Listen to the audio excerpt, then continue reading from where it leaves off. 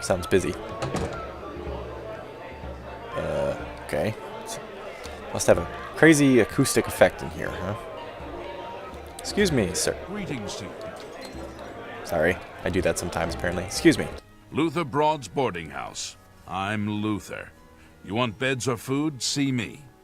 Bed, actually. If you've got 10 gold, I've got a room for the night. Deal? Yeah, 10 gold sounds reasonable. The room's up the stairs, and it'll be the first door on your left. Right. 10 gold. Can you tell me about the city? Concerning this, I can only speak to a friend. Really? Okay. Well, I guess this is a good opportunity to show you guys another mod I have installed, the Persuasion Overhaul. I'm listening. Instead of doing the wheel... Oh, hang on one second. Since your character was created with a custom class, you should answer a few questions before using Persuasion. Is Speechcraft a minor or major skill for this character? It's a minor. What is your character's specialization? It's in Stealth. Okay. So the Persuasion Overhaul gets rid of the wheel, so that most of the persuasion is based on your skill in persuasion and on the differences between you and the NPC you're speaking to. So male to male, boast might work better.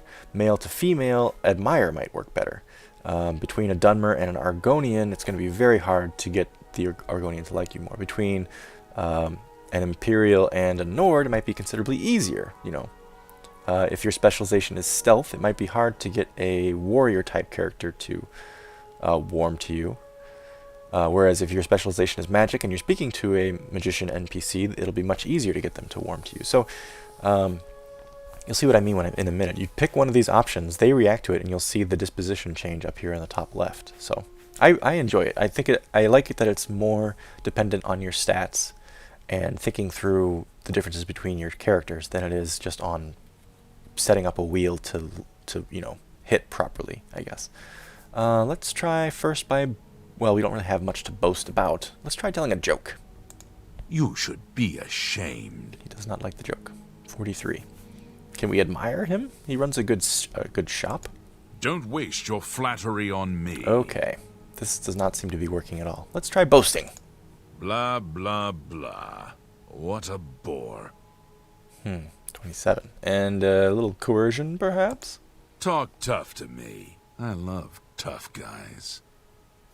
Oh, okay. Well, it sounded like he liked it, but then the disposition went down to 19. Now, that's something I noticed with this mod, is the Persuasion Overhaul. Sometimes the way that they react to you, what they say, does not match the disposition change. Sometimes they'll react in a way that's clearly positive, but the disposition change will still be negative. So I think maybe the mod maker didn't line things up perfectly with how their reaction matches the disposition change. So you have to watch the number change more than what they actually say to you. But most of the times it lines up. All right, well, that didn't go very well for us, so let's say we're done. What a waste of time. Yes, I'm sorry. Well, you're letting me stay in your place, so. Trading? I offer the finest goods and lowest prices in all Cyrodiil. A lot of booze, but we don't have much. Oh, look at all this. Mazda. Scribs Brown Ale. Shane. Nice. There's some Morrowind local stuff that we would appreciate. Nebish would appreciate, I mean. Well, we can't afford any of this. Guama egg. Scrib jerky. Nice. Well, we did eat dinner already. Let's just try to find a spot where we can fill up our water bottles. Enough. Okay, he doesn't like us at all. A couple of hours before midnight. 10:21. Let's just go out for a brief walk. We'll see if we can't find like another well or something that hasn't been poisoned, preferably. Hello. Jastia Sintav. Jenna's my sister. Okay, tell me about the city. This is kind of weird that we just encountered this woman in an alley and she's not freaked out. I'm sick of all this fighting with the Aetius clan. I'm glad Uncle Ineal put his foot down. Sounds like a feud. You too. Good evening, madam. There's a well over here I'm very interested in. Empty canteens with water. Very good. Now, can I take some drinks? Yeah. You'll see my magicka going up down there in the bottom left. I have a mod installed that requires me to eat, sleep, and drink. Not eating decreases my health, not drinking decreases my magicka, and not sleeping decreases my fatigue. And you can actually starve to death, die of thirst, and die of exhaustion too if you don't take care of yourself. So when you look at these stats here, these negative numbers are from me either not being full, not being well hydrated, or being tired. The negatives. So very important to keep myself physically fit, mentally awake, and morally straight, as the Boy Scouts would say. There's that one weird chick. Just want to check out Green Emperor Way now that we've got water in our bottles. We did see it earlier today, but we're kind of on our way through here. Ooh, pretty moon. Too bad it's foggy. We were on our way through here on our way to the market district for some lunch, but we're going to need some income and fast. So we'll start securing income by tomorrow morning going on an exploration of the City Isle. This is all very pretty. Ooh, look at this.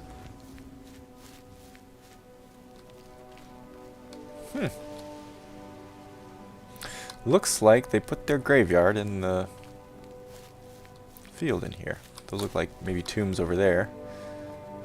These are just memorial statues, it looks like. But there are some gravestones over there.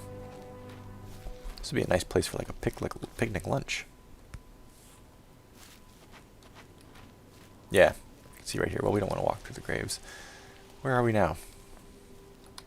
Market district. No, we have a bed in... Where do we have a bed? Hang on, let me check.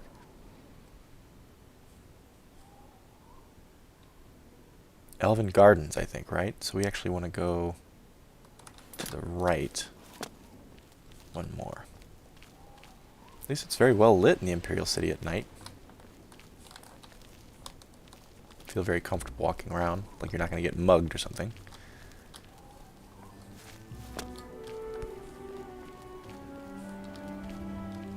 Yes, Elven Gardens. I think this is where we're going.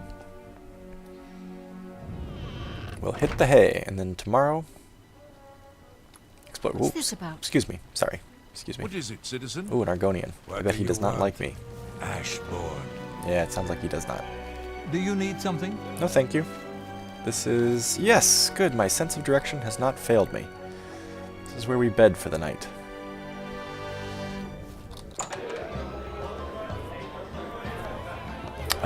And as you have probably noticed from... Excuse me. As you've probably noticed from the music, there's a whole bunch of custom music in this game that I've added. And it's from a bunch of other games and some films even. So keep your ears open. And you'll probably recognize a lot of it. If you don't recognize it, you can always ask, and if I know what it is, I'll of course tell you. Alright, we already ate, so I think we can just call it a night then. We need 9 hours of sleep, which will coincide nicely with when we'd want to get up anyway.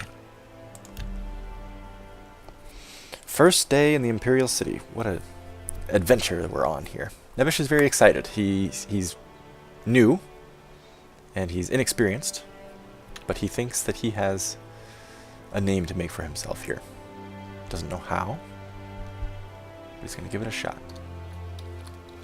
We'll eat breakfast downstairs.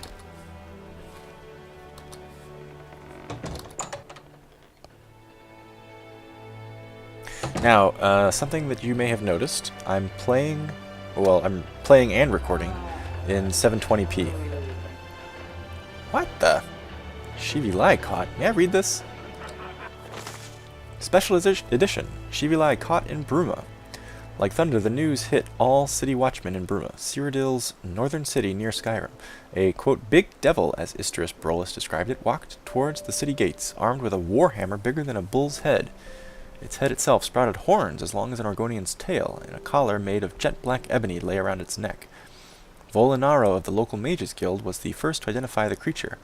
A Shivering, like Scamps and Dremora, servants of Mehrunes Dagon.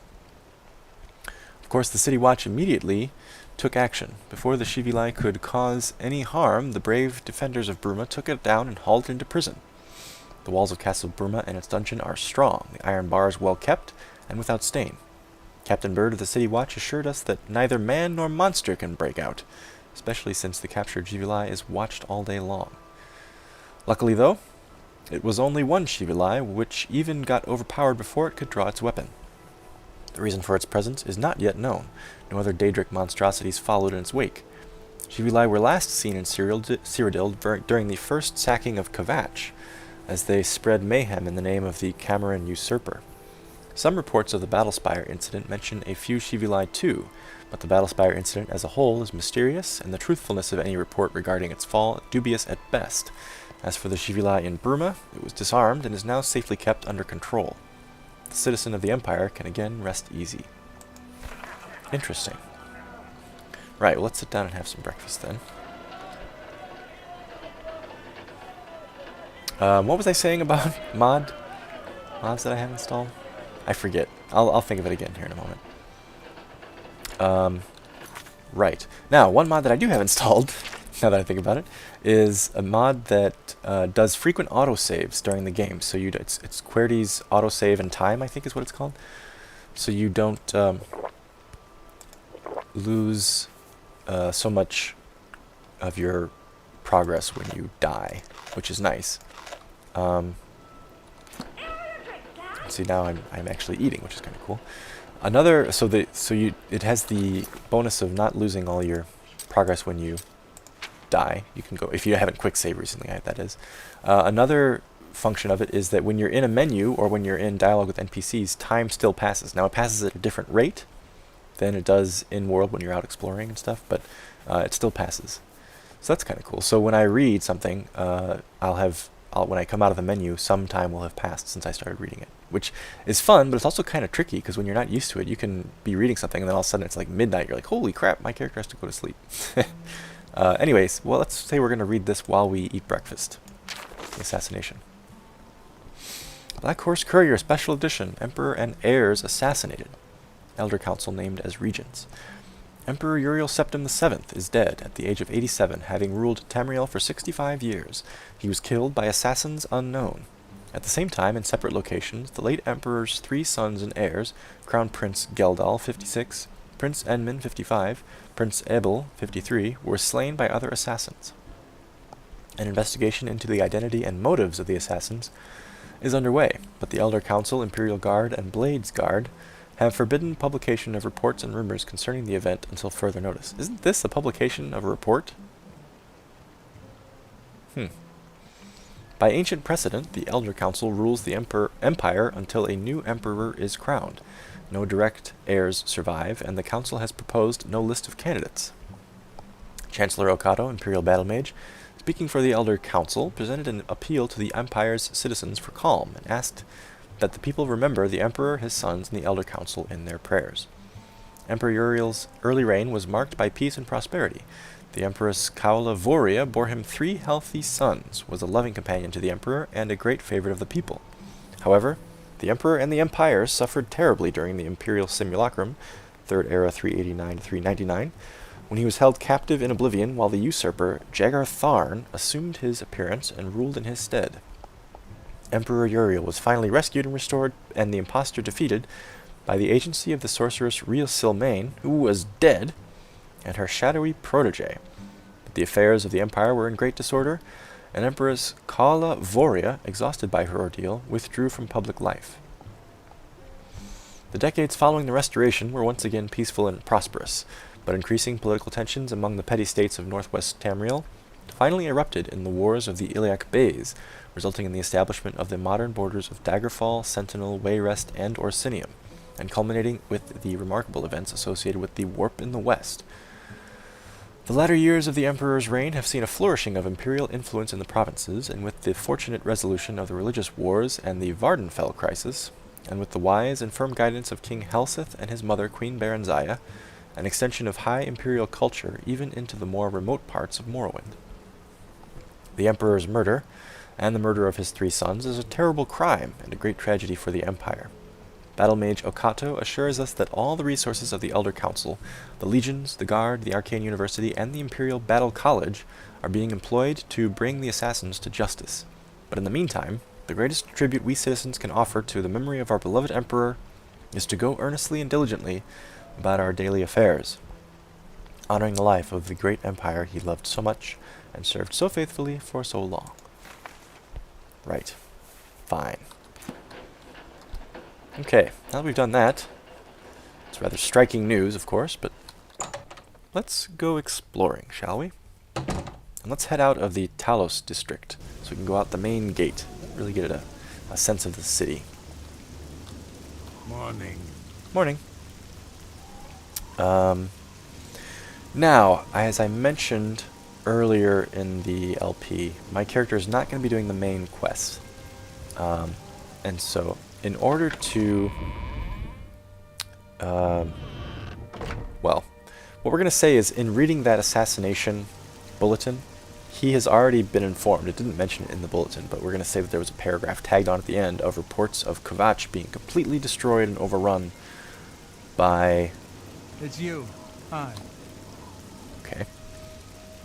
By Daedra. So, that being known to our character, there's no reason for him to visit Kvatch, and thus no reason for him to initiate the main quest. So that's how it is. So currently in Cyrodiil, there are other heroes out there attacking the Daedra and trying to stop the Oblivion crisis.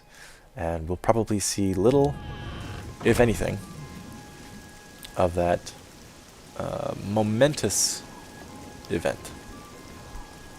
Stable over there, that's nice. Oh, unique landscapes in work here. Yes, I have unique landscapes installed. We're going to encounter a whole bunch of mods here, I think, starting out.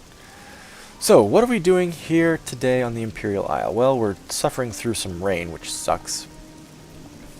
What we're going to do, though, is we're going to walk the shore and the isle itself and try to find, if we can, alchemical ingredients.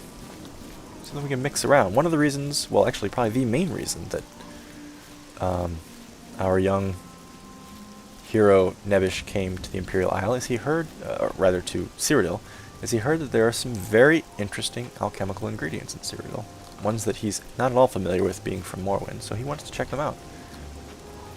See what they might be.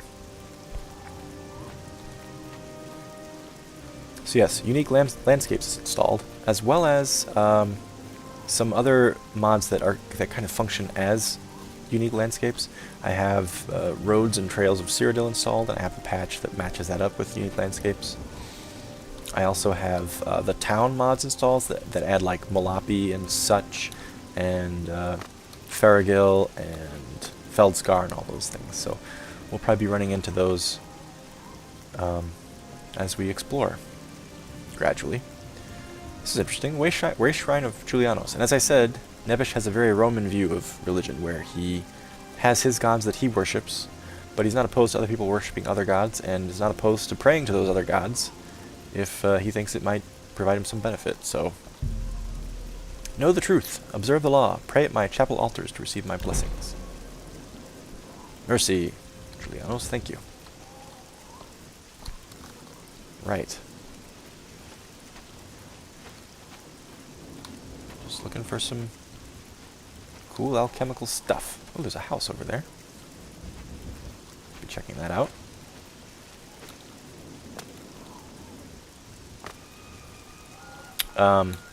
I'll get into some of the other mods I have installed. Of course, Obscuro's Oblivion Overhaul is installed. I don't think I would play the game without that anymore. There's a wild beast over there. Well, I don't stand much chance against a wild beast at this point, so I'll just avoid it. So Obscuro... Oh! Interesting. Our first alchemical ingredient, and it's something we've never even seen before. Might have to ask somebody about that. The town over there on the other side of the bridge. Oscuro's is installed. Unique Landscapes is installed. I do not have the other FCOM mods installed. The Monster mod or anything like that, because I don't really care for the Monster mod too much. It's a cool... What the hell? This crab is trying to kill me. Okay, managed to take it out with a dagger. And I have some crab meat. That's some food for me. I don't really care for the monster mod. I think the monsters were well done, but I don't like non-lore monsters in Elder Scrolls games. It just doesn't seem to fit. I do appreciate that there's a very much of a what the hell is that kind of excitement when you encounter something that you haven't seen before. But all the same, I kind of prefer to stick with the lore monsters. So, one of the bigger mods, well, two of the bigger mods I have installed, are Duke Patrick's combat mods. Both his archery mod and his melee combat mod, which changes the game incredibly. And I really enjoy it. These were mods suggested to me by Leix. He recommended them over Deadly Reflex, which I thought was cool. I enjoyed watching it in the LPs that I've seen it in, but it can also be very buggy, my understanding anyway. So I was interested to try something else, and Duke Patrick's combat mods are fantastic. Now, what it does is it makes combat very short. You do a lot of damage, and so does your enemy. You can be killed or kill things with 1 or 2 hits in a lot of cases. It makes your fatigue actually count for something. When you're low on fatigue, it's much, much harder to fight.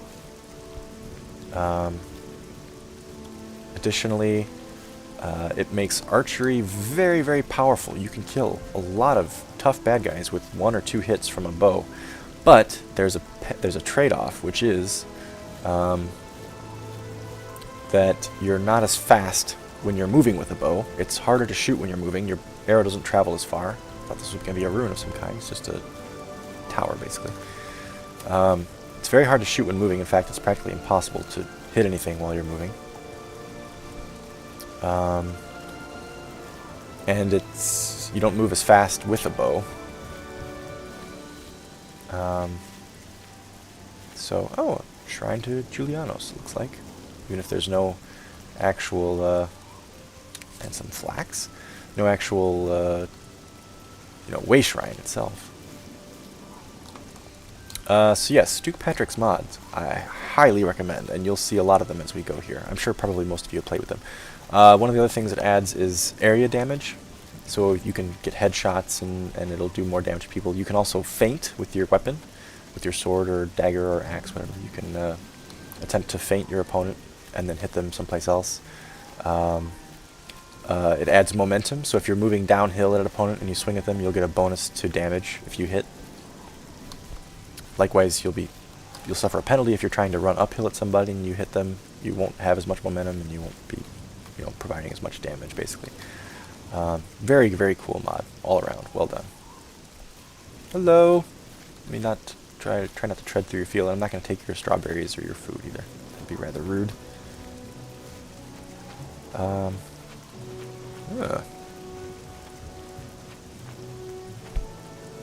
rune stone. Let's try this out. Oh boy, all kinds of alchemy ingredients. Don't know what any of these do, of course. Nebish does not.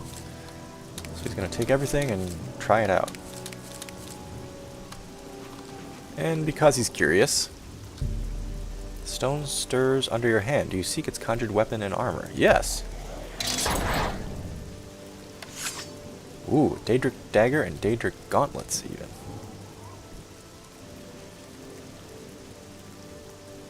Cool.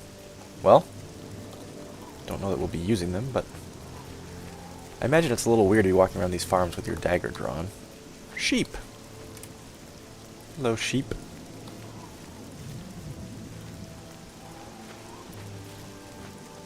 A lot of farms up here. Nice. Ah, and what's this? Oh, sleeping sheep. Oh, I woke him up. Probably bad. Probably not good to wake up a farmer's sheep. And our first skill increase, athletics. Very nice. Hello. Draw power from the well. Ah, and I'm able to fill my canteens. That's nice. Oh, and there's a well there just for good measure. More farms. Or houses. Look like farmhouses anyway. Rice plant. Oh, I'm in a field. Oops. Whoops. You know what? I'm going to drop that. Pretend like I never took it. Because I wouldn't want to steal from a farmer. Sorry. Hopefully he'll be able to... what's the word I'm looking for? He'll be able to salvage that. I wish this rain would go away. Look at this pretty arch. Hello? What are you doing way out here? You know, I'm going to sheathe this. It's weird to walk around and... Okay, I'm going to sheathe that too. It's weird to be walking around holding a weapon on these as I, you know, approach people. Hey, you. Yeah, you. Come in. I got what you need. You need something special? Check out my wares. You won't find this stuff at your local general store, that's for damn sure. Okay. What can I interest you in? Interesting. You might be somebody I will come to use occasionally. You have... Oh. These would be very handy if I could afford them. Of course I can't. Well, you're... what hours are you here, sir? Come see me anytime, friend. I'm here day or night. Nice. Ah, and the weather's turning for the better. Now, you'll notice there that as I was talking to him, it was raining, and as soon as I stopped talking to him, it instantly stopped raining. And that's because, as I said, time passes when you're in dialogue with people, but it doesn't, the weather doesn't change during the dialogue. So if the weather changes while you're in dialogue and time's passing, when you jump out of the dialogue, it instantly changes to whatever it's changed to, if that makes sense. So it's a little bit jarring, but it's something we'll get used to. What is this? Is this a farmer? Uh-oh. Oh, good golly gosh. I don't know if I stand a chance against this person. Hello, farmer? Ah!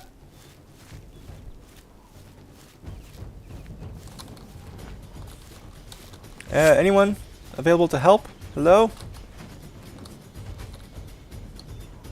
What is she? She's trying to kill the sheep. Okay, now the farmer will definitely want to get involved, I think. Don't know why she went after the sheep. Hey! Yeah. And, Ooh. Ooh. That was a close one. I'm almost dead. Well, I killed her, right? So technically the spoils are mine? A couple lockpicks. See if we can actually make these fit. Short sword and... Woo! Shield.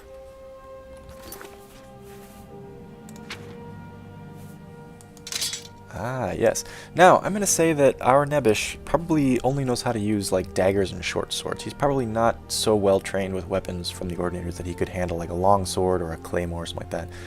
Big and unwieldy and kind of beyond his abilities, I would say. So, short swords and daggers, I think he's probably about what he can handle.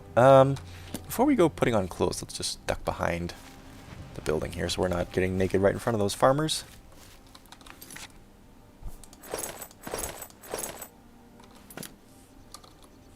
How do we look? Whoa, God, sorry guys, that was disorienting. Well, it's a start.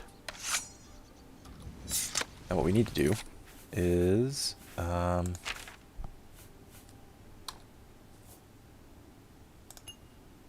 get rid of that dagger and add the short sword. Right, and we'll save. Now, let's go back to the camp. I don't know if there were other bandits there, but... Oh, alright, and I'm almost dead.